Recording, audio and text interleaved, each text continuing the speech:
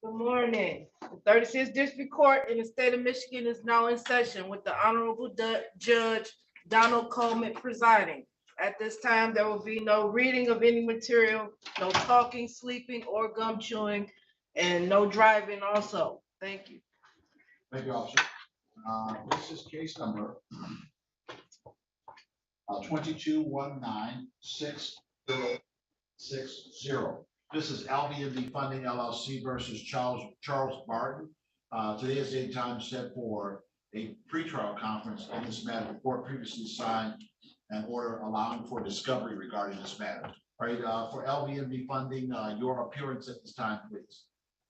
Good morning, Your Honor. Gary Feynman, appearing on behalf of LVNV Funding LLC, P41655. Thank you, counsel. Good morning, you, sir. I'm looking now for Mr. Charles Barton and/or counsel for Mr. Barton. If you all assume, please say something at this time, please. Good morning, sir. I'm here. All right, thank you. And actually, is it Barton or Brayton? Barton. I misspelled it by accident. You misspelled it. Oh. Yes, sir. When I was typing in on the iPad, that's my fault. Nah, we'll get you away. We'll let you get away with misspelling your name. Thank you, sir. I know some discovery has been performed in this matter, and I'm going to ask Mr. Feynman to update me on the status of things. At this point, I'll come back to you. Your Honor, I met in a breakout room with Mr. Barton. We have come to a settlement. Mr. Barton has agreed to a conditional dismissal in exchange for payment of the amount of $1,369.81. That'll be payable in installments of $100 per month starting February 1st, 2023. And he's also agreed to let counsel of record sign his signature on the conditional dismissal so we can send it right to the court, and he'll get a copy of it and he can start payments forthwith. Thank you, Mr. Feynman. Mr. Barton, that sounds like the agreement that you reached in this matter, sir? Yes, sir. All right. All right. Well, I will certainly sign off on it. It sounds like a reasonable way to resolve the matter. And counsel, you may go ahead and send that by way of email. And I don't know if you have an email address, but let me give it to you now. Sure, I'll take that email, Your Honor. Thank you. That's Carmen, CARMEN Banks, is the last name, BANKS, at 36districtcourt.org. Thank you very much, Your Honor. All right, thank you, Mr. Barton. We'll so get that order signed and get it out. Thank you. Sir. I'll certainly do that. Have a good day, Your Honor. Thank you, Mr. Barton. Thank you.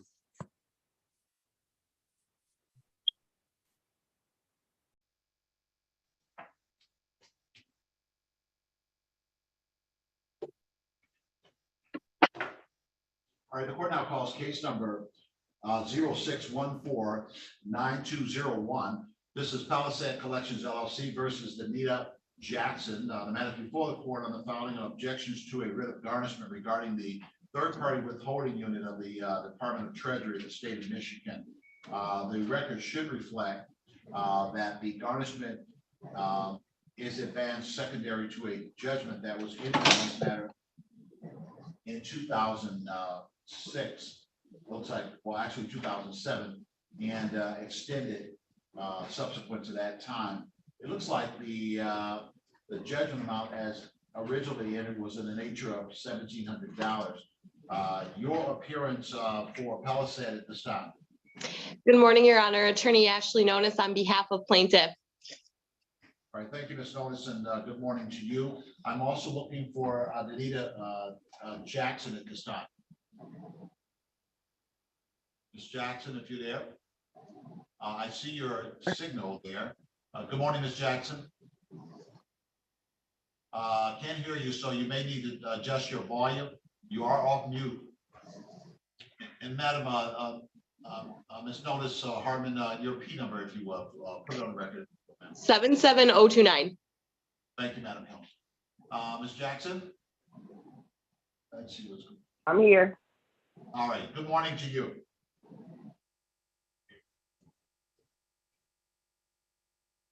Ms. Jackson, tell me what your objection is. I'm looking at the proposed item or the item you said, submitted said, I never received no documents. Also, this isn't my debt, haven't received validated documents. The judgment was entered in this case. This is not my debt because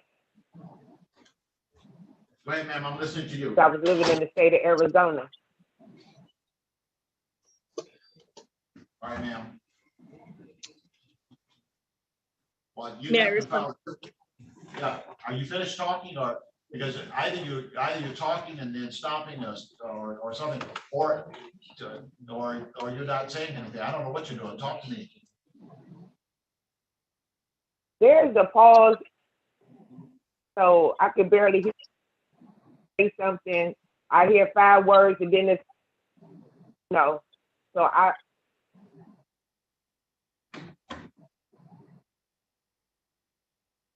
Well, that's what I'm hearing from you. Everybody else on here is hearing me quite clearly, but that's what I'm hearing from you. I'm hearing a few words and then no words and so on and so forth. So I don't know what your connection problem may be this morning. The long and short of it here, ma'am, is that this judgment has been in place for a long time. The objections that you raised today, they do not address the issues that can be raised in a garnishment. In an objection to a garnishment. That's the problem here. If you believe that this judgment should not have been entered, you'd have to file a proper action in that regard. You have to file something like a motion to set it aside. But this judgment has been in place for more than 10 years as a renewed judgment on this. And so to object to the garnishment, that's a separate proceeding, and you'd have to bring some type of action to try to set the judgment aside if your complaint is against the entry of the judgment. And Your Honor, just for the record, I did look at the Register of Actions, and this judgment was entered by summary disposition. So that's a little more substantial than a regular default.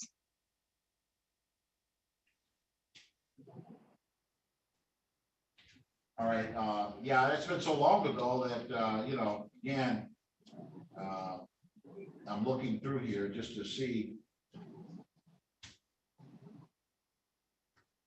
This seemed to have arose as a result of a claim raised by AT&T, and then the judgment was entered in 2007, and then a renewal judgment was entered in 2017. And looking at the Register of Action, just kind of get a little bit of background here. There was an order for substituted service, so service was allowed by alternate means. And then there have been applications for garnishments over the years, several applications for garnishment. I see one dating back to 2008, but I also see garnishment, tax garnishment in 2017, 2018, 2019, 2020.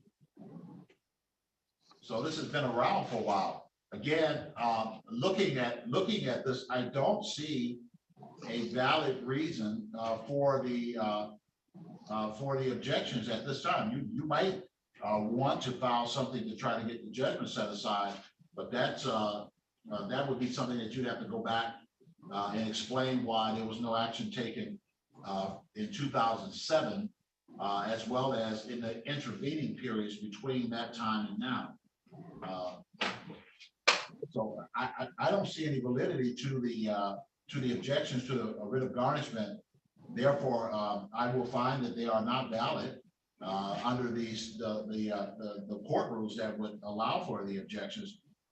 Nothing that you presented is valid from the standpoint of objections. They may have some strength if you file some type of motion to set aside a judgment that was entered. Then you'd have to have an explanation as to why it should be set aside. But today, I don't see any valid reasons for the objections that would allow me at law to grant your objections. Therefore, the funds withheld will be released to the plaintiff.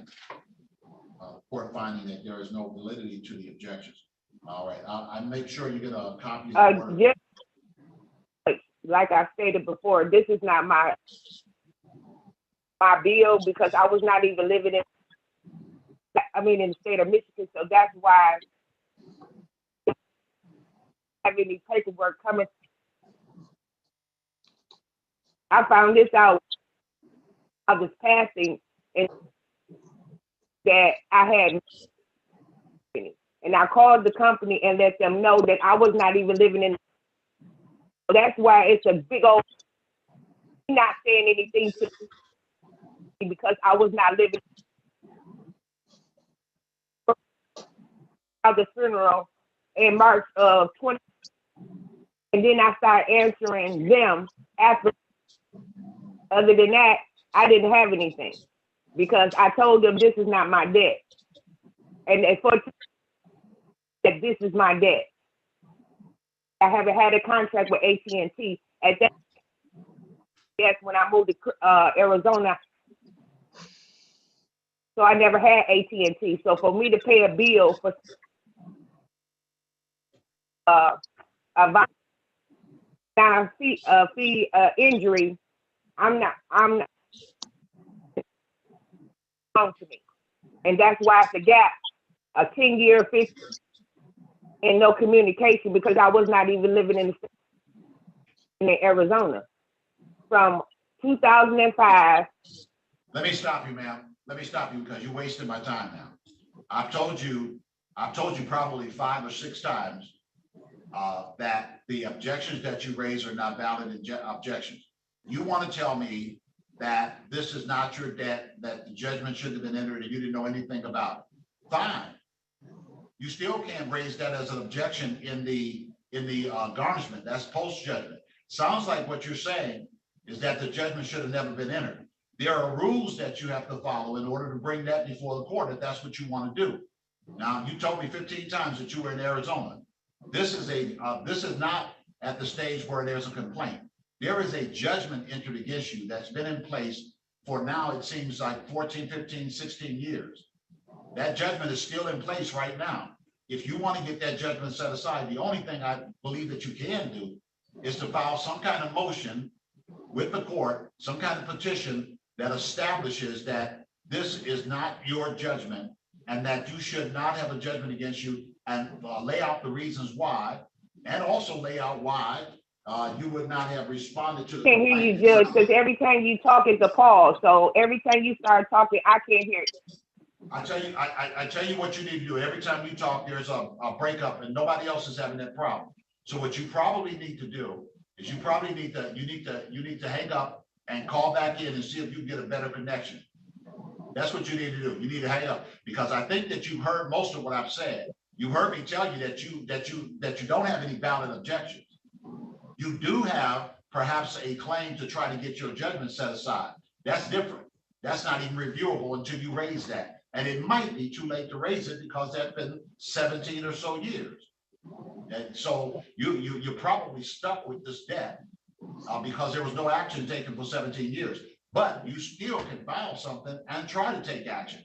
But you can't do it by way of filing an objection to a garnishment because that's a post-judgment proceeding. I don't expect you to understand all of that. What I do expect you to understand is that my determination in this matter is based upon the law. That is that you can't bring pre-judgment issues into a post-judgment issue. And what this is post-judgment. The judgment has already been entered. The only things here that work is if you file bankruptcy, you have an installment, perhaps you already paid it off. The maximum amount permitted is already being taken from you, something along those lines. If that's the case, then you have an objection, but you can't object by saying that they shouldn't have a judgment against you. The law doesn't allow you to do it that way. You can file a motion or a petition to set the judgment aside and explain how this is not you, and the court will have to review that. But that's not before me today. All right, so I'm done with this case. I've made my ruling on this particular objection. I've given some explanations as to what the defendant might be able to raise in this matter, but that's not before me today. All right, that is my determination. Good day to both sides. Thank you, Your Honor. This is case number 18-100077. This is American Road Services Company versus Donovan Moss. The matter is before the court on the filing of objections to a writ of garnishment. That garnishment appears to be related to Federated Logistics. The garnishment arises by virtue of a judgment that was entered in this matter. And it looks like that judgment was entered in 2015 for the total amount of $2,279.42. It appears that there is a balance that remains on the judgment, and that is the reason why there is a writ of garnishment. Looking at the objections, it says the debt belongs to Lucretia Wright, and they also didn't mail paperwork to my correct address. Those would not be valid objections. Again, this is a post-judgment matter. Let me hear from the attorney for American Road Services. Good morning, Your Honor. Tiffany Williams on behalf of American Road Services, P number 74809 for the record. Thank you, Madam Counsel. Good morning to you. I'm looking for Donovan Moss at this time. Please say something if you're there. Good morning. Good morning to you, sir. I've noted your objections here, sir, and you're pointing out that it should be somebody else's debt and that you didn't receive paperwork. Those are not valid objections to a writ of garnishment. This case has been around since 2014, and there was a default judgment that was entered against you in March of that year. You would have had to file some type of motion to address that. You can't do it in the post-judgment matter. So tell me, is this a garnishment against your wages, sir? Yes, it is. And I'm still it was Lucretia Wright's debt, but they just sent me another letter in the mail and it said my ex-wife name. So I'm really still unsure of what this collection is. Well, this collection relates to a judgment that was entered against you by the court back in 2015. In 2015, a judgment was entered by the Honorable Prentice Edwards in the amount of $2,279. And there was a judgment entered against another person as well regarding this matter. And that looks like that was the 30th of June of 2015. And it seems that the two persons that the judgment was entered against was Shakina Mosley and Donovan Moss. So you got a judgment outstanding. That's why you're getting this writ of garnishment, sir. Okay, and I'm still, like I said, I was still unaware of where it came from. Because if it was something that Shekinah Mosby did, that's my ex-wife. I'm not sure of where the judgment came from. That's what I was just trying to figure out. Yeah, well, I don't have a complete file because this is it's an old matter, but let me see if I can hear something from counsel in this regard. Yes, Your Honor. This is a subrogation action in which I guess Mr. Moss's ex-wife, Shakia Moss, was driving a vehicle that Mr. Moss owned at the time, and the vehicle was uninsured. She was involved in a motor vehicle accident, and so that's why we sued both Mr. and Mrs. Moss joint and severally liable for that debt. All right. So you understand why what this is about an accident. Somebody was operating a vehicle that had your name on the vehicle, and as such, under the Michigan Civil Liabilities Act, you would be responsible for damages that accrue by virtue of someone operating your motor vehicle. That's what this sounds like, even though that's not in front of me today, but that's what it sounds like this case is about. Anything else you want to tell me at this time, Mr. Moss? There's a judgment against you, so they have the right to garnish your wages, sir. Anything else you wanted to say at this time? Just the only question I have is there anything I can do, or I'm just stuck with the debt? You may very well be stuck with the debt. You can always file a motion somehow indicating, I guess, that you shouldn't have the debt, but you have to have valid reasons as to why you did not respond to the complaint that was filed, and you'd have to have a valid reason for a court to set that aside. So I don't know if a valid reason exists. Only you would know that, but you do have the right to file a petition or a motion with the court on the second floor and raise reasons why you believe that the judgment should not be against you. Today, I'm only dealing with the writ of garnishment. How much money is being taken from you through the garnishment, sir? Per week or per month? How do you get paid, sir? I get paid weekly. They haven't started taking money yet, so I'm unsure. And like you guys got me in a position to want to like quit my job. I don't know, but I haven't got no money taken yet. All right, well, if you want to quit your job, that's up to you. No, that's not somebody putting you in that position. This is your Okay. debt. Let me ask you Okay. this question. How much do you typically bring home a week, sir? $1,200. So that means that the garnishment would hit you at $400 a week. That would be that'll be $1,600 a month. Actually, it's not that much. So somebody help me. I'm counting fast and I'm doing a third. $1,600 a month is $400 a week. Yeah. Yeah, but it's not a third of what you make. It's 25%. So basically 250 or 300 a week. Yes, I can do the math real quick. Your Honor, I actually hadn't did the math. I'm sorry. You say he makes 16 a week? I make $1,200. Yeah, Oh, 1,200. So Okay, so yeah, it's gonna be about $1,200, about $1,200 a month or so. yeah, that makes sense. So because the garnishment is like 25%, so that garnishment gonna cost you $1,200 a month. I suppose that you pay to live somewhere, right? Yes. All right. So you have any kids that are underage? Yes, I have 3 children. You own a car? Yes. All right. So listen, this debt, Madam Council, how much is owed now? Because I know some interest has accrued on this.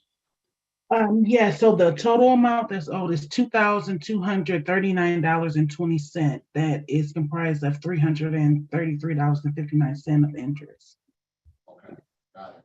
All right, so what I'm looking for, Mr. Moss, is some kind of way, even though you have not filed a petition, some kind of way to give you some relief from having to pay that $1,200 a month. How much can you afford to pay a month, sir? I mean, you got the garnishment now, they would take the $1,200. What do you think you could pay on this to start tackling this down? You could still file your motion to try to get it set aside. But in the meantime, I know that you would like to be off of that $1,200 a month. I wouldn't be able to afford no more than $400 a month. I have, like I said, I got 3 kids. I pay to live. I got, Got it. Um, Why don't I do this? Why don't I set it at $300 a month? At $300 a month, you'll be done paying this in about 9 months, 8 months. Yeah, in 8 months you'd be done paying for it, but you'd have to make the $300 payment. You understand? So they would still they still gonna take it, they're gonna take it, or do I have to physically make a payment? How does that go? What I'm going to do is I'm going to give an order allowing the garnishment at $75 a week. And that would take care of the $300 a month. And once you're done, like I said, it takes about 8 months and you'll be done with it. Now that's that's taking you down from $1,200 a month to $300 a month. But I know, like I said, that you have responsibilities. This sounds like a reasonable way for that to work out for you. That makes sense to you, sir? Okay, and I'll try to get with Shekinah and see what I can do with her, or file whatever motion I can file, or whatever else. I appreciate the $75 a week. I'll try to figure out what else I can figure out on my end. Yeah, you still have the right to challenge it in certain ways that the law allows. But again, with it being since 2015, and you understand the circumstances. Apparently, your wife was driving a vehicle that had your name on it. It was an uninsured motor vehicle. That puts you in that caused you to be liable. But again, you could work all that out and try to figure out what you want to do. I'm going to go ahead and grant you the relief that I've indicated and set it at $300 a month. I'm going to send the order that you are to take to your employer Otherwise, they will continue to take out at the $1,200 a month. You understand? So I'm gonna receive that in the mail? Yes, sir. I can email it to you. As a matter of fact, you got an email address that you can chat me. I Yeah, do. You said I need to chat. Yeah, put it in the chat on your use your device and then chat it to Judge Coleman. I will. I'm trying to see how, okay, I need to go to more chat. Okay. You see it? Yeah, okay. All right. So go ahead and put your email address in there. I'll have my clerk to send you a copy of the order. And you get it right away, take it to your employer, and it will effectuate the result that I've indicated today. And Madam Counsel, I know that I didn't allow you to weigh in on the adjustment in the amount. The court, in listening to Mr. Moss and his inquiry, believes that that $300 a month is a reasonable payment on this request. And I have your email address, Mr. Moss, and I'm going to issue an order consistent with what the court has determined. Yes, Your Honor. Obviously it's within the court's discretion. But there is another issue. So I believe that Mr. Moss's driver's license is suspended. So as a result, if he's in an installment payment plan, that would lift the suspension. So we could do that one of two ways. One, we can send him a partial payment agreement, which is actually on the form that the Secretary of State likes. He would need to sign it. It would have the $300 a month on it.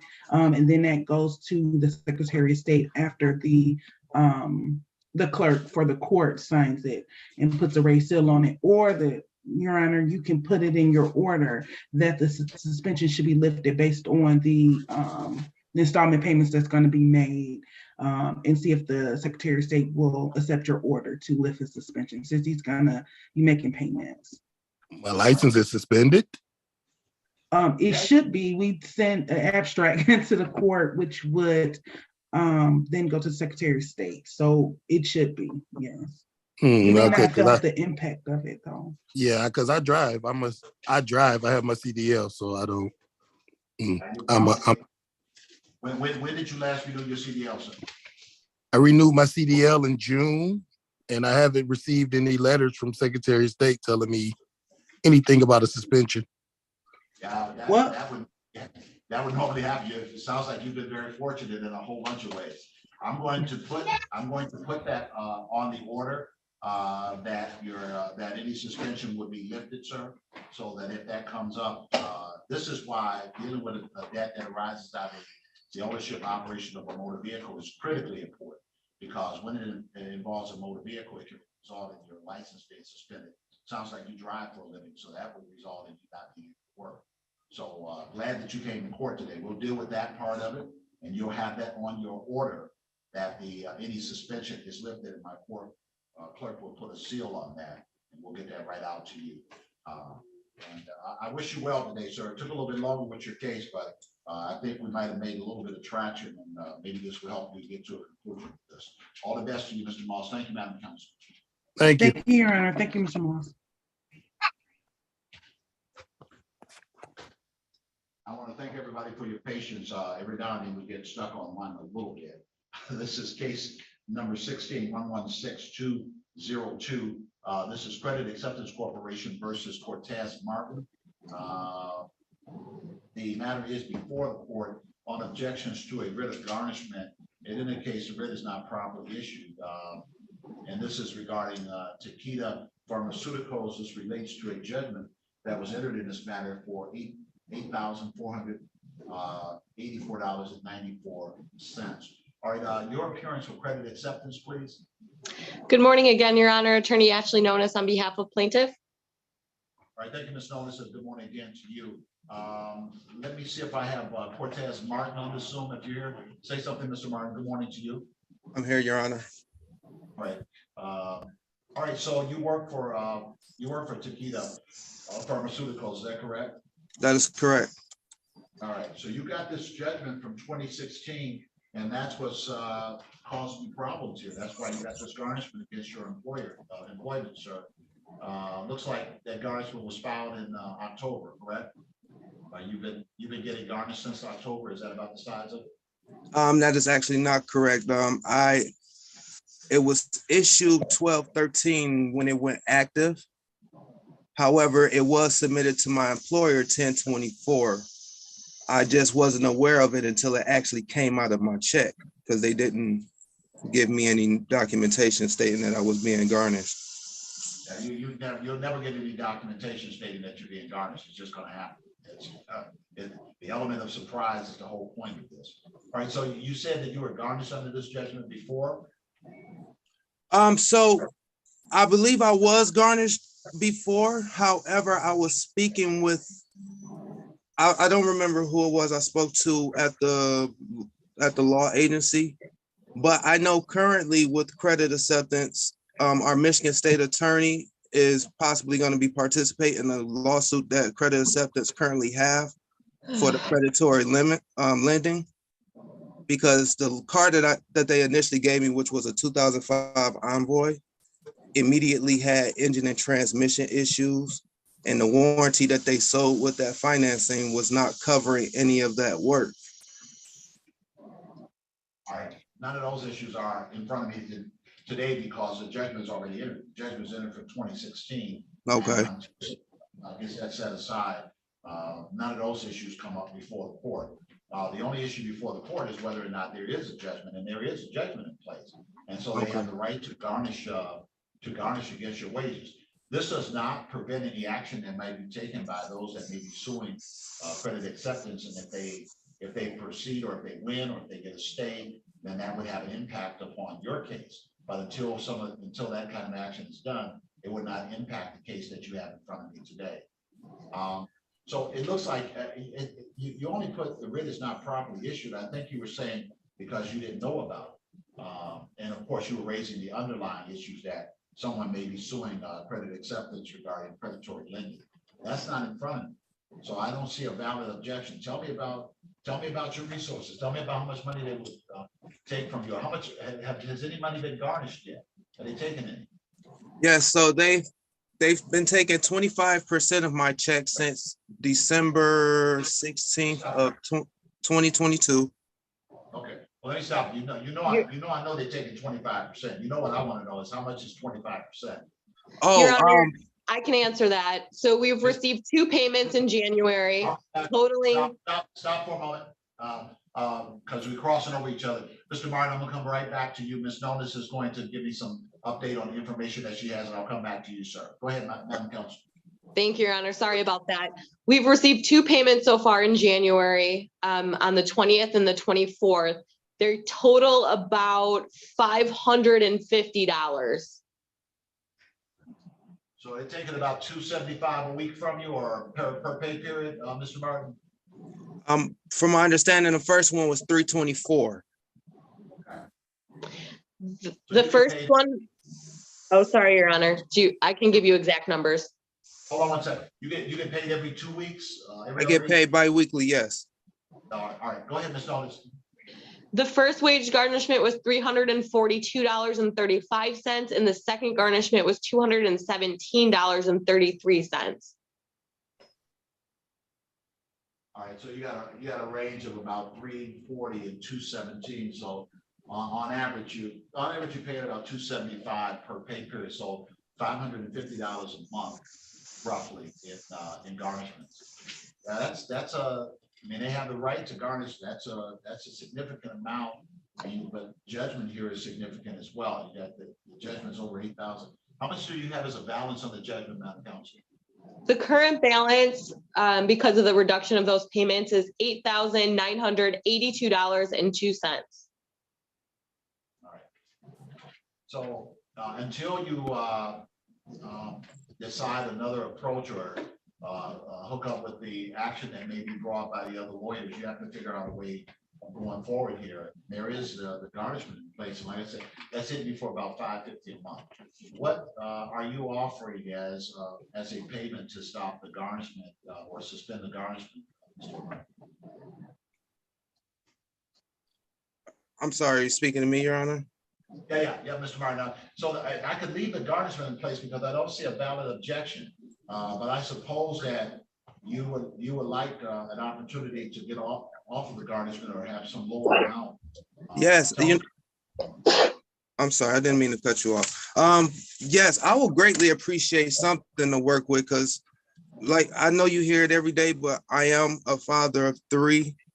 Honestly, I'm in school for EMT, so that's one finance that's like really costing me. I'm without a vehicle right now, so I depend on my girlfriend to share her car with me right now. So I'm trying to do everything I can, and I'm not trying to run away from a debt if I honestly owe it. It's just I'm very limited to funds. If I can do something reasonable, then I'm willing to do that. It's just honestly right now I'm in a tight spot where I'm paying for school out of pocket, and that's at least until May 13th. All right. So you didn't give me an amount that you would think that the court should consider. I mean, comfortably, I can do 150 a pay period, which is about what 300 a month. Yeah. I think that's a reasonable. I think that's a reasonable payment. I know that. Your Honor, I would have to object. I suspect so because that's 250 less than what they would get per month. But and Your Honor, I get it. I get the predicament he's in. I know it's tough times, but here's the situation why I don't think it's reasonable. This judgment is already 7 years old, and he hasn't made any attempt to repay this in 7 years. And now with $300 a month, that's going to be an additional 2.5, if not more years that he's going to pay this. It's just not reasonable or fair for my client to have to wait another 2.5 to 3 years when this debt is already 7 years old. But your client would be getting interest on the debt if it's paid over that period of time. Actually, Your Honor, my client has suspended interest, so this account is no longer accruing interest. Wow, that puts you in quite a position, Mr. Martin, if you make these payments. Here's what I'm going to do. I will set the payment at $300 a month, and I will review it. I'll set a review date in 6 months to take a look at it to see if it should be adjusted. This is a part of the concern that Ms. Nolan's raised, a valid concern that the debt sat there for 7 years without payments being made on it. That's a valid concern. But the court does have to, on application, take into consideration the circumstances that you may have as far as finances are concerned, and whether or not you propose to make a payment that is a reasonable payment under the circumstances. I will adjust the payment to $300 per month, and I'm thinking to do that by reducing the garnishment to $150 per pay period, and they will. I'll sign an order reducing it to $150 per pay period, and then I'll set a review date 6 months from now. You can come back and counsel can tell whether or not they think it should be raised, and you could tell me whether or not you think it should be the same or lower. We can talk about that at that time. Right. That's going to be my order. I'll get it out to you right away. And Mr. Martin, if you could chat me your email address, I will have my clerk to email a copy of the order that you can take to your payroll department so that they can make the adjustments. All right. So the court has made the order, and the objections have been noted for the record regarding the same. Thank you, Your Honor. And just so the record's clear, Your Honor, the objection to garnishment has been denied. That's correct, Madam Counsel.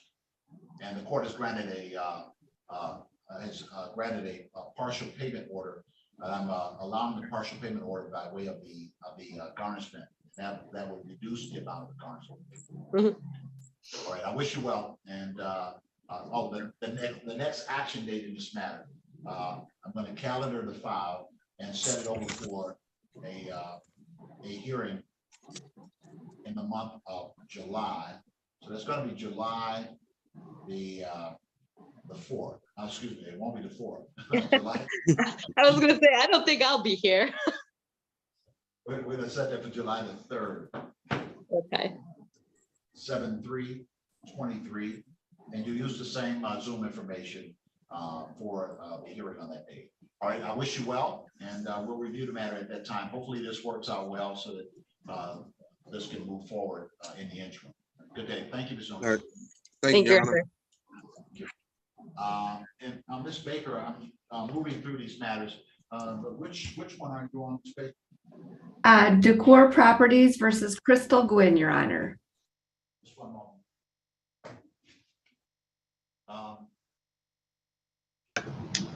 All right, this is case number 21, and I see you there also, Mr. Neal, and Ms. Notice, I know that you're still there. I'll be right with you.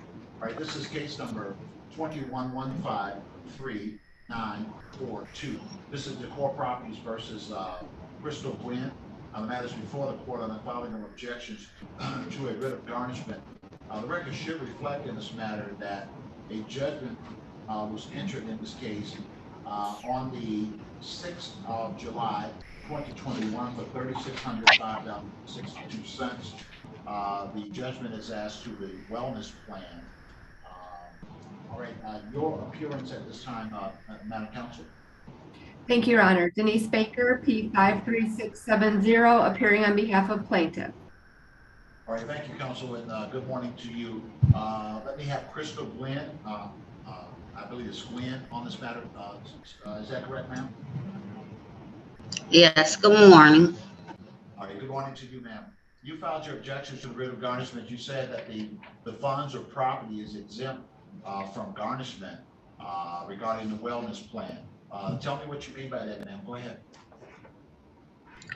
Well, I moved out of the property and February 15th for 2000, and I spoke with Miss Gwen. She was the property manager, and she picked up the keys on that day, and the summons that I received from Decor Property was stated. I'm sorry. Let me stop you, ma'am. You can't raise those issues in objection. You sound like you are trying to get the judgment set aside. That's not before me today. Your objections that you raised, you said the funds are properly or property are exempt. Your objection says that that the money that they're trying to take from the plan from wellness is exempt from garnishment. Show me how that's exempt. I never owed those funds. I don't understand where the amount came from me moving out of the property at the time. All right. Well, you have a judgment against you. That's where the amount is coming from. It looks like that judgment was entered by default. You were personally served with the complaint and you didn't respond to it. Only thing I received was a summons from Decor Properties, and I did call down to the 36th District Court, and I was informed that there were no court dates. So recently, in the last few weeks, as of 1/12/2023, that's when I put in my objection to the garnishment of the fees owed. All right. So here's what happens here, ma'am, is that you didn't respond to the subpoena, excuse me, to the summons. You were supposed to file a written answer within 21 days or 28 days at the latest, and you never did that. And that's why the judgment was entered by default. You don't get a court date. You get sued, and then you have to file something in writing to the lawsuit. You never did that, and that's why the judgment was entered against you. So you have a judgment. We're not dealing with any of that today. The only thing I can deal with today is the fact that you have a judgment and whether or not there's a valid basis to object to the garnishment, not to the judgment, to the garnishment. And the type of objections that are here, like the one that you checked, is the funds or property are exempt. That's like when a person is on Social Security or they receive some type of federal benefit. That would be exempt funds. If you're holding some money that's somebody else's money, that would be exempt funds. And then there's bankruptcy, or you have an installment order, something along those lines. Doesn't seem that you have any of those kind of things. So I don't see a valid objection to the garnishment. You certainly have the right to file a motion, petition, attempting to set the judgment aside and state in there the reasons why. Number one, you didn't answer in time. And number two, the basis upon which you believe that the judgment should not have been entered. So in other words, you have to show good cause, a good reason why I didn't answer on time, And then you have to show that you have a what's called a meritorious defense, that you have a defense to the claim. And if you file something like that, the court has to review it and see whether or not there is a basis for setting the judgment aside. But without that and until that, the judgment is presumptively valid and the plaintiff has the right to collect on that judgment. That's what's in front of me today. All right, let me hear from Ms. Baker, and I'll come back to you, Ms. Gwynn. Okay. Yes, Your Honor. As you stated that the defendant was personally served, she did admit to receiving the summons and complaint and did not file a responsive pleading, and the objection to garnishment cannot attack the underlying debt pursuant to the court rules. So we would ask that the objections to garnishment be denied today. Well, I don't see a valid objection, ma'am, so I would have to deny the objections to the writ of garnishment. One of the ways that you address some of the issues that you may be dealing with from a financial standpoint is to petition to make some type of partial payment arrangement. So what's going on? What is being taken from you? What are your resources looking like at this time? Talk to me, please. Okay, so I do work at this time, and I have 2 children, and I pay rent, and I'm just looking at some things. I did file in June 1st of 2021. I did I mailed something in saying that I was not responsible for the fees, and I never got any feedback. And that's why I recently went down to the court because of the garnishment. All right. Well, I know that you're here because of the garnishment. You do know that. Yes, sir. Hopefully, you understood what I told you about that you might have the right to file a motion or something to present this matter before the court, just like you filed the objection to garnishment. There is a motion that you can file with the court. If you send in some paperwork or something and it's not in the form of some type of motion requesting the court to do something, then that's just paperwork that you're sending. When you filed something properly before the court, like you did with the objection, then it results in a hearing. The issue now that I brought up is whether or not you want the court to consider something short of the amount that you're paying under the garnishment. So you work for Wellness Plan? Yes, I do. All right, and so has any amount been garnished from your wages as of yet? No, it hasn't. So but I did $300 was, I'm sorry, I didn't mean to interrupt you. $300 were taken out of my state taxes last year. So that's kind of, yeah, and that's something that will happen because that's a different type of garnishment. And that type of garnishment can be raised at any time as well. I also see that there are other people that this judgment is against, and it looked like there may have been some money collected from them. Counsel, what is the balance on the judgment at this time? If you have a calculation. $3,148.84. All right. So and the judgment is only against Ms. Gwynn. Is that right? Yes. Why am I seeing Karen? Oh, somebody's got other stuff mixed in this file. Oh, okay. I apologize. There is in this file is Manistee Acquisitions versus DeMarco Travis, Coleman County Community College versus Allen Marklet. So this is something got mixed up here. It has nothing to do with this case.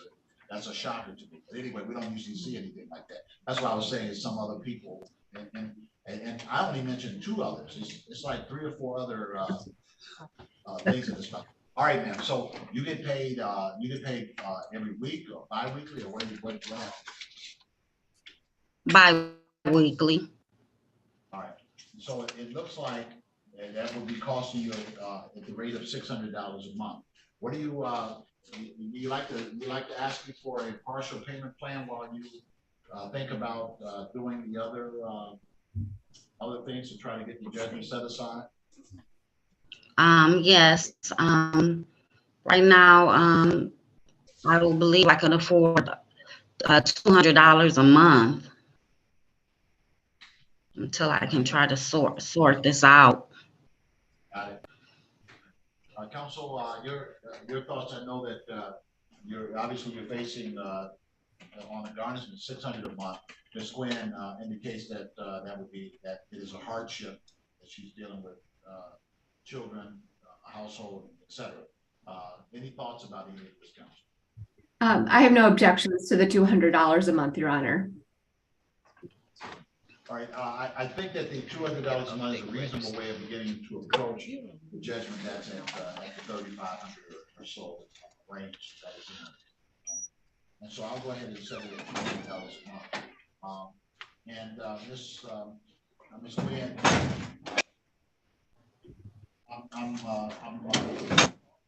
I'll set this up as a reduction of garnishment where you would take $100 per pay period. Or do you want to pay it voluntarily? May I pay it voluntarily? Hear from counsel, Ms. Baker. I'd prefer that it would be pursuant to a wage assignment, Your Honor, just so we could ensure that the payments are received.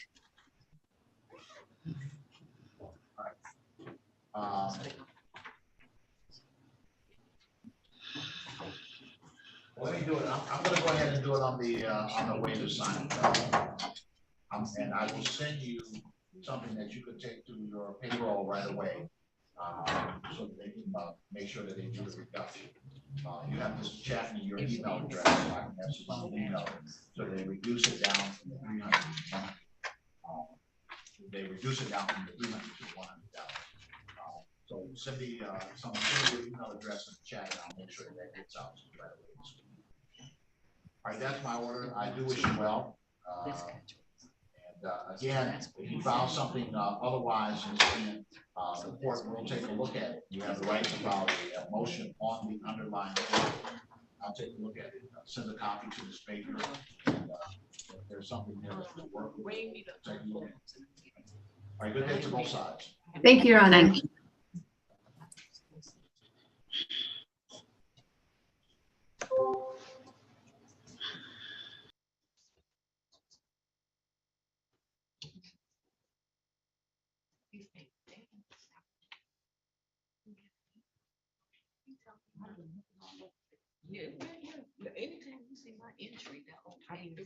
All right, this is case number 17-118-513. This is credit acceptance versus Kyle Taylor.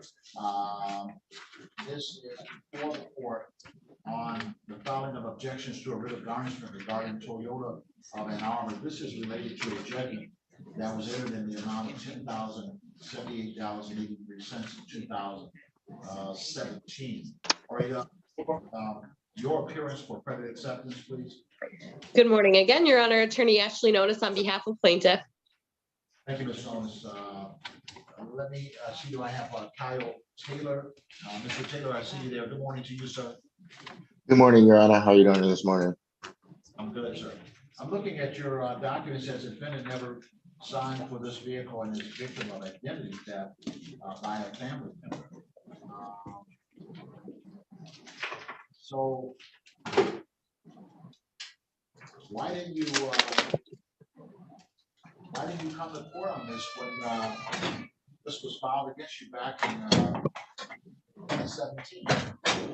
Because I didn't find out about this until April of 2022 when I went to go buy my first car for myself, sir. I found out that this was on my credit report, and that's when I started to find out. I tried to file a motion against this through like Experian, when I was trying to build my credit, and then my wages started being garnished in January when I received the writ of garnishment. And then I filed the objection on the 13th, 3 days later after I received the writ of garnishment. All right, and the document that I have here is a summons that was a process server indicated they served the summons on you at the Lanoon address on, Right. on the 17th of August of 2017. Yeah, so that address is my father's address. And for me, it's like being in college and stuff during that time. I had his address on my ID, but I was not living with him. And then when I called Lloyd and McDaniel PLC suite office, that's when I found out that the car was purchased through my brother's name, and I was basically used as a co-signer for the vehicle. So what do you mean you were used as a co-signer? You signed or what happened? I never signed for this vehicle. I was told by a representative from Lloyd and McDaniel that my brother signed for the vehicle and then my name was used as a co-signer. So basically as a second point of contact to pay for the vehicle that was never paid for. I asked for them to send me the contract letter, but I have not received that email yet. Your Honor, if I may respond. Yes, counsel. Thank you. So it was determined by client that defendant is the responsible party, whereas the co-defendant, who was a Kipe Taylor, was not responsible. When he contacted our office, he was informed of that. However, the situation is a little difficult for us because we obtained this file from another law firm. So the only thing that came over to us was the judgment, which, as you stated, Your Honor, was, served. We haven't had any issues since judgment. I did respond in our brief that since the date of judgment, there's been several garnishments against the defendant, some even yielding funds. So the fact that he wasn't aware of this over the last 6 years doesn't make much sense considering he's been garnished before. So unfortunately, it's twofold. One, his objection today is invalid because he's attacking the underlying judgment. And two, he has had notice in the past via garnishment for the last 6, 7, 10 years. So unfortunately, his objections today should be denied. May I ask what else I have been garnished for? Because it's like at the end of the day, I'm a 31-year-old who graduated college, who started his first big job. So if I've been garnished, it's probably for a medical bill that I paid off that was paid late, but not anything major. I don't have anything open that's big in my name. Well, you were garnished for this account. So it looks like there was a tax garnishment over the years. So, I mean, unfortunately, it was in regards to this account where your taxes were garnished. Yeah, it seems like on the register of action that we have here is that there was intercepts of your Michigan state taxes. Now that does not excuse the allegations that you raise here. If someone, if the process server or someone did not serve you and served someone else, and you never signed on this debt, and you can establish that, then you need to file a motion to set this aside and raise all of those issues and request a hearing. That's what you have to do. You have to go after trying to get that judgment set aside, because right now the judgment is against you, and that judgment has been entered since 2017, so it's been around a while. And you indicated that you've not been garnished before. I know that you indicated that there was some hospital bills or something, so maybe thought that they were garnishing that. It was actually this from income tax return. So if you filed your state income tax return, there was notices sent out to try and collect the state income tax return because of this judgment. That's what the file shows. Go ahead, sir. Okay, when I file my taxes, I typically do TurboTax, and I haven't received anything or any motion stating that they're going to collect any debt from that. And I want to say I started filing my own taxes back in around 2018, 2019, when I started working for Toyota of Ann Arbor. Yeah, I mean, we don't have to go back and forth on that. What I'm saying is that court file shows that there were several writs of garnishments filed against income tax return, and the only person in this case is Kyle Taylor. That's what the record shows. Now, whether they got any money or anything, it doesn't really tell me about that. It tells me that writs of garnishment, not wage garnishment, tax garnishments, were filed in 17, 18, looks like in 19, and 20. So What? that's another issue for another time. In other words, the biggest thing that you have to grapple with here is that there is in fact a judgment against you. The claim that you make now is that judgment might have been entered because of identity theft or something along those lines. You need to file a motion if you believe that that's the case and provide proof of that fact. And also any other reason you believe that the judgment should be set aside. The first thing that you deal with is addressing whether or not there's good cause as to why you have not responded since 2017. And you've indicated that you never knew about this until a few years ago or something. But you put all that in your motion. The key thing here is that that's not in front of me today. What's in front of me today is that you have a judgment against you, and the objections that you raise are not ways that you object to post-judgment stuff. What you're doing is you're objecting to pre-judgment. You're saying that it's identity theft. You're saying that a family member used your name and et cetera. That may be true, but the judgment is against you right now. Until you can go back and get that change, you have a judgment. You have to deal with that judgment. Otherwise, it would be garnishment against your wages as it is right now, and perhaps garnishment against bank accounts and a whole lot of other stuff. Until that judgment is paid off, this judgment gives the plaintiff the right to go after your resources wherever they may be. May I ask a question? Yes. So the person she named is my brother, Kip Taylor Jr., right? When she said cut. So even though his name is on the contract, they're going to come after me, which is what I personally don't understand. Why aren't his wages being garnished? So under Michigan law, you are jointly and responsible for the debt, which that means we could go after either one of you. You are responsible on your own as in full for the debt. Okay. So it's unfortunate that we're not going after your brother. Our client has told us not to because they determined him not to be a responsible party, or they have determined you to be the sole responsible party. I get it all the time. It's very frustrating. I totally get where you're coming from, but unfortunately under the law, you're just as liable as your brother would be. Okay. So you asked that question of me and counsel went ahead and answered it. I'm sorry, Your Honor. She didn't answer. She didn't answer for me. That's her answer.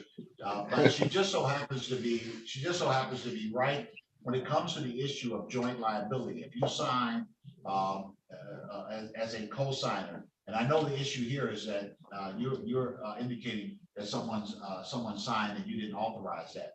But if you are a co-signer, a lot of people, it's almost a misnomer in law. There's really not much difference. If you co-sign, you're just as responsible as the person that gets the product. And they drive away with the vehicle and your signature is on it, you're same responsibility. Not I'm the second person or the third person. What? No, it's equal responsibility. You're just as responsible as that person. And the plaintiff, the party holding a judgment, can go after you, even if you were the quote unquote co-signer. Just like if you were the main signer, it doesn't matter. That's how the law works on this. So those are, and I understand some of the questions and misgivings that you have, because your position is that you were not properly served, and number one, and number two, that someone defrauded you in this situation. You have the right to raise those issues, but you can't raise them in an objection to garnishment hearing. You could file a motion to set the judgment aside. You could raise all of those issues in that motion. The longer you wait to do that, the more unlikely you get anywhere. So this case is a case of where you're talking about this been going on in the court since 2017. So now it's 6 years ago. If there's anywhere along that pathway where you could have objected or you should have objected, then it makes that much more difficult for you to object now, because you should have raised it at the first time that you saw anything happen. So I took some time to really take a moment to delve into this today, just because I heard you talk about you went to school, you're working, you're trying to do this and you're trying to do that. And these kind of things can be ugly and nagging because they're hanging out there. But this is a valid judgment that's been entered against you until there's something to demonstrate otherwise. As long as that judgment is in place, the person or the company holding the judgment can come at you a number of different ways. Garnish wages, garnish taxes, garnish bank accounts, et cetera, et cetera, et cetera. And I wanted you to know that because you seem like you're trying to, you're trying to get your business in order, okay? So I don't see a valid objection to the garnishment right now. So that means I either leave the garnishment in place or adjust it or something along those lines, given what your life circumstances are. So talk to me, tell me about money right now. What are you getting paid? How much are they taking? How many garnishments have been made? Ms. Nonis, if you have some information regarding any money you received, go ahead, ma'am. So, Your Honor, we have not received any funds yet. So if the defendant can provide his gross income and liabilities and things like that, we could work something out today. So what do you normally bring home is the big challenge, and when? So yeah, that's the question of the day. So I am a sales rep here. We get paid weekly, and then we get a commission check at the end of the month. Our weekly checks are a draw check, which is around, let's say $250, $300. But from my records, I believe I've been garnished twice with a total of $100 starting last week. So looking at the dates from, I believe I was garnished on the 13th and the 20th for like $110. But my commission checks just depend on my month-to-month basis and performance. So when you say that the two garnishments, you said the two garnishments came to a total of $110. Yes, because our draw checks are like $200, $250 a week after like taxes and insurance and stuff. That would make sense in terms of what the garnishment would be. So yeah, essentially, the garnish rate would be about $220 a month, other than the commission check that you receive. How often do you receive a commission check? We receive a commission check once a month. Is typically around the 11th of that month. So, and that can vary sometimes just between 5 to like 12 grand. It just depends, like I said, on my performance. So, what do you, while you decide how you go about objecting to this or filing a motion to set aside anything, let's talk about what you can pay monthly on this. If you win the objection, if you win and get the judgment set aside, any money you paid on this would have to be refunded to you. But of course, if you don't succeed on that, then any money paid will go towards getting this taken care of. Right. The other thing to do, because I know that it's a substantial judgment, it's like $10,000. What do you have as a balance now, Council? The current balance is $12,126.74. That's the interest stuff. And Your Honor, just to let you know that interest has also been suspended on this account, so interest is no longer accruing. All right. So at least you got a lock on it now that you got no interest no longer accruing. A couple of ways you can do this. One, I set an amount that you pay on a monthly basis. Two is that you could talk with Ms. Nonis and make an offer to resolve the whole thing in a lump sum if you wanted to go that way. And there may be ways to do it. Given the fact that you work off a commission, maybe you could see that over the next month or two or over a 90-day period that you could get this wiped out, and you want to set up something to make that happen. It's up to you in terms of what you think you might want to do. But I have to set something in place because there is a judgment. Go ahead, sir. Right. When I talked to someone on the phone from the plaintiff's office, Wood McDaniel, they told me that I could pay $2,500 to resolve the issue that day, which was on January 10th. And I basically told them I didn't want to pay anything because I didn't feel comfortable paying for something that I never did, you know. Let me and you may be right, but let me tell you this, and this may not be judicial information. Maybe this is father kind of information. I have 4 sons, and one is 34, and the other is 28. If you can resolve this $12,000 debt 6 years after the judgment was entered for $2,500, yeah, Do it. you probably need to take it and run. Now, if you get it set aside, you got it set aside.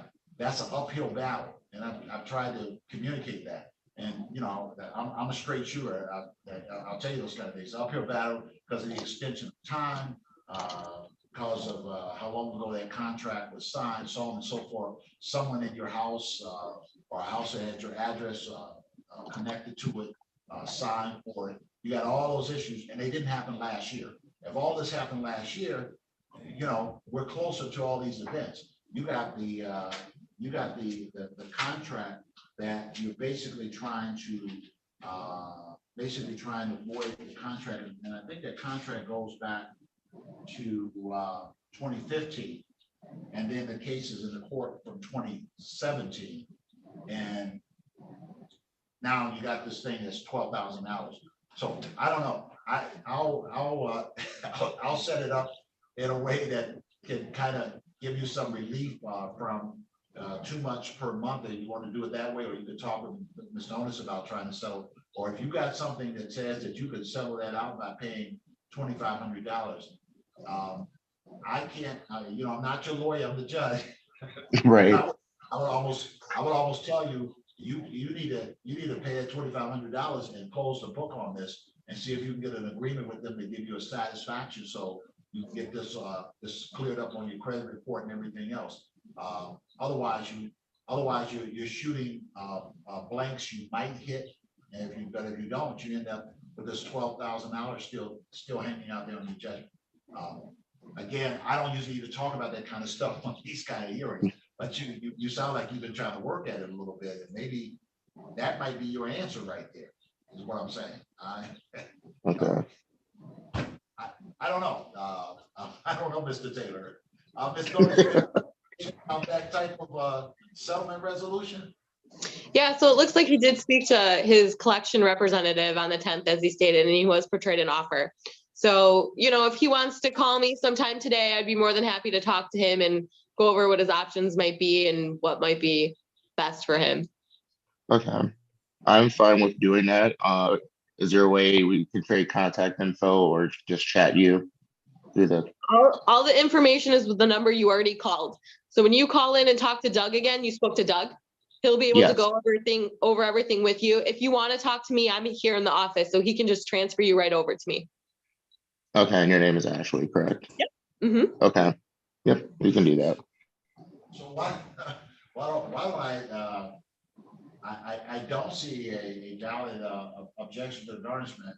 Why don't I set this over for a week and set it up for next Thursday, and let's see where that's 2/1. 2/1/23, and I'll take another look at it at that time. I'll hold everything in advance and take a look at it at 9:30 next week. Well, Your Honor, if I may, Kyle, do you think you'd be able to pay a settlement sometime soon, just so we can have an idea, so we're not keeping the court in limbo? If it's 2,500, I can do that today just to get it cleared out and done with. Okay, so Your Honor, what we could do, I mean, the objection's invalid, so I don't really see another point of carrying it over. And we can definitely, I can talk to him today. I mean, no question. And if we can resolve it today, I think we'll be all set and we can get that satisfaction filed by the end of the week. Yeah, I mean, I have no interest in this. You have money to pay, they have money that they want, and I don't have any interest. I just have to tell you that if you can, you got a $12,000 situation hanging out there, and this debt collection stuff can get crazy. Bank account garnishments. If you don't have any money, you can't do anything. Then you have to deal with the pressure of. You have to deal with just the pressure of debt collection. If you can $2,500 this out and be done with it. If I'm talking to Donald the second or Dan. I wish. Both of whom happen to fortunately be in California today. One is in Northern Cal, the other is in Southern Cal. If it's the same situation, I tell you, you know, put this behind you, get this out of your life. Okay, that's what I have to tell you, because it is, you got a difference of almost $10,000 between where you can stop this and how far this can go. Right. And you're a working man, you know, you gone and got yourself a degree and everything. Think of that, you get your wages garnished, really. Okay, that's all I'm going to say about it. Okay, all right. So I'll make my ruling on the garnishment, strike the date for next week, and so it's closed out on this end of it. And go ahead and see if we can get it resolved based upon the discussion. I know it took a little longer than usual. I think that's a reasonable way of getting this resolved. Mr. Taylor, you had your hand up before I go to my another case. A couple of people. Go ahead, sir. Yes, I was gonna say, if we resolve this today, do I have to show up in court next week on the 1st at 9:30? Absolutely not. Okay. Okay. Yes, I just didn't want to get in trouble for that. No problem. All right. All right. I wish you well, sir. All right. Thank you, Ms. Owens. Right. I'm glad we got that part moment up that we finally got there. Okay. All the best to you, sir. All right. Thank you. Enjoy your week. Bye.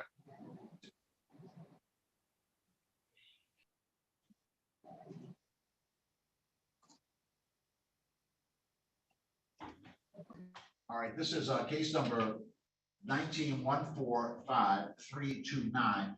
This is looks like Genesis Credit Union versus Willie Larry regarding a garnishment against SAS Global Corporation. There's an objection to the writ of garnishment. The record should reflect that a judgment was entered in this case for $5,264.47. That was entered on the 9th of April, 2019. Your appearance for the plaintiff in this matter.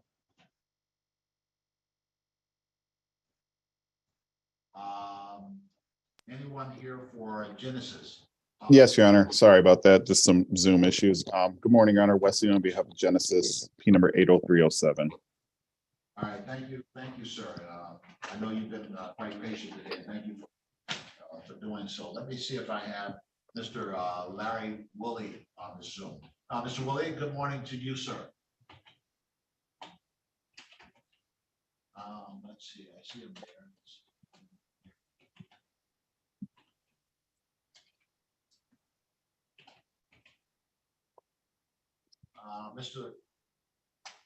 Mr. Larry, good morning. Can you hear me now? Yes, sir. We're finally on your case this morning, sir. Hey, how y'all doing?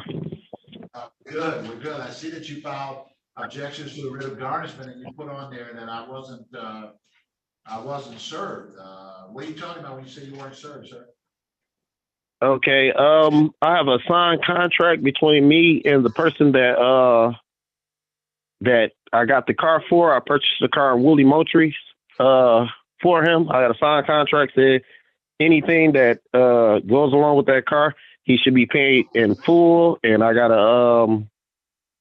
I could email you the contract. And they just started garnishing me a couple of months ago. So I had no record that any of this was going on, because I didn't move back into my house until like 2 years ago. All right. But I got that car way back in like 2016. All right. Yeah, I'm seeing I see the contract there, where you entered into the installment contract. I also see where the process server in this matter indicated that they served you with this document regarding this lawsuit back in 2019. Wasn't me. I could what I could do is I could file a motion set aside and bring the contract between me and him to court. And to that matter, I guess because they garnishing too much out of my check right now. So I'm trying to see if they can lower the garnishment until I get a motion set aside. All right. You said it garnishing too much there. They can only garnish the 25%, but I know what you mean when you say too much. I got you there. All right, Mr. Neal, I don't see a proper objection at this point, but the gentleman does say that he has something that might support a motion in this matter. He says that he has somebody's, what was that, the salesperson or somebody where you purchased a car? Yep, I purchased a car between, my name is on here and Willie Moultrie's name is on here. And it says that any tickets, any payments, anything that has anything to do with that car. I haven't seen that car since I got it for him. But I made sure I had him sign a contract saying any payments, any garnishment he's going to take care of that. Oh, that means you have to sue him to get your money. That's correct. So I'm trying to do a motion set aside until I get or lower the payment until I get him sue him. Oh yeah, well you suing him really don't have anything to do with this though. That's the challenge there. All right, so how much are you being garnished? I know it's 25%, but when do you get paid? How much? I get like $1,200. Okay, so they've already begun taking money out of your pay, correct? Yep. They take. So every week you get paid a week? Yes, sir. And so how much have they been taking as a garnishment? Like 3 something. Then I get child support took out and also get taxes took out. So I don't really see nothing. And I got 5 kids and I also pay all the bills. Okay. Oh, you trying to be Superman then? Okay. All right. I try, sir. Yeah, 5 kids, man. I only have 6, so and but I'm 63 now, so I'm not having any more. So, but you sound like okay. You might have 5 more coming in the future. Anyway, let's find out. No, don't do me like that. Don't do me like that. Time is on your side. All right, Mr. Neal. I don't see objection. I don't see any valid objections. The gentleman was asking that the court would consider lowering his amount. Looks like he would be paying about $1,200 a month based upon his garnishment. Your Honor, obviously, we'd like to get this settled out quicker rather than later. The defendant was personally served in this matter. We've not received any funds on this case besides from a state of Michigan income tax garnishment for $835.85. Interest is accruing on it. So we would like to keep the garnishment in place. Or as the court has kind of alluded to, if you're looking to enter an installment payment order, I would request it be something substantial to get this amount satisfied. Let me ask you, what balance do you have at this time on the judgment? I know it's been in place since 2019. Presently, it's $6,262.76 as of today, with 9.5% interest running. Yeah, and that's a big deal on here. Is that 9.5% interest that is accruing on your balance? So you paid through a income tax garnishment, you paid $835, and you still are at 62.62 at this time. So what were you proposing to pay a month on an installment order, Mr. Larry? Mr. Larry, like $300 will be good for me. All right, Mr. Deal, anything? Just 1 second, Your Honor. I think given the circumstances, and it sounds like the defendant's going to be filing an additional motion, $300 would be sufficient. I can't object to that, Your Honor, in good conscience. All right, and Mr. Larry, I was thinking to put that in a wage assignment where they're taking out money. Now, what would happen is that it would be reduced to $75 a week, is what they would take out of your check. Okay. Okay. All right, so I'm gonna set it up that way, and if you will chat me your email address, I will send you a copy of the order so you can take it to your payroll, and they will okay. They will adjust it. Okay, so go ahead and put your email address in the chat, and I'll give that to you. I'm on a telephone, so how would I be able to do that? I'm not on the video chat. But you still should be able to, there should be a chat device even on your cell phone device. If you tap on the screen. No, sir. I don't have one. Who is that you do have working with you, helping you? Who I have working with me? Yeah, helping you with your device. This is my current girlfriend. Get rid of her because she can't figure it out. I'm just kidding. Yeah, she's trying to help me out. I apologize. Yeah, you gotta get rid of her. Get somebody that knows technology. I'm just playing. All right, so go ahead and give it to me. Go ahead and give me your email address. I'll write it. It's Willie WILLIE 13. Stop for a moment. Willie what? Willie 1352 at gmail.com.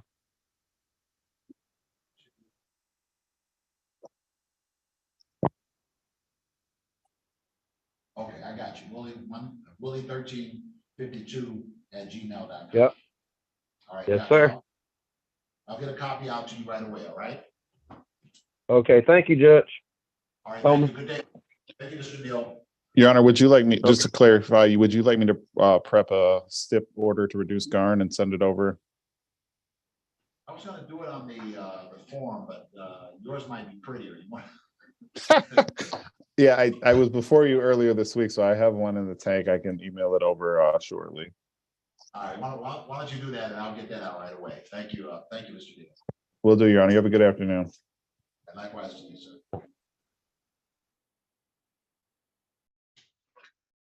As long as you have been with me all morning, it must be on this Jefferson Capital matter. This is 21172305 Jefferson Capital Systems LLC versus Anthony Davis. The matter is before the court on objection to a writ of garnishment. Madam Counsel, your appearance has been entered previously. Last one for today, Your Honor. Attorney Ashley Notice on behalf of plaintiff. All right, thank you, Madam Counsel. So what's going on here? I don't see Mr. Davis, or have you spoken with him or anybody reporting to represent him or anything, Madam Counsel? It does not look like we've had any communication with him. He did file an objection to the tax garnishment, stating nothing. So by means of what he filed, I believe his objection is invalid. So I would ask that the court deny it today. Yeah, it looks like he, well, you say nothing, but he actually said the funds or property are exempt. But he doesn't tell me what that is. And then he says under F, the writ was not a proper issue or is otherwise invalid because there's nothing there. On this face, the objections would not be valid.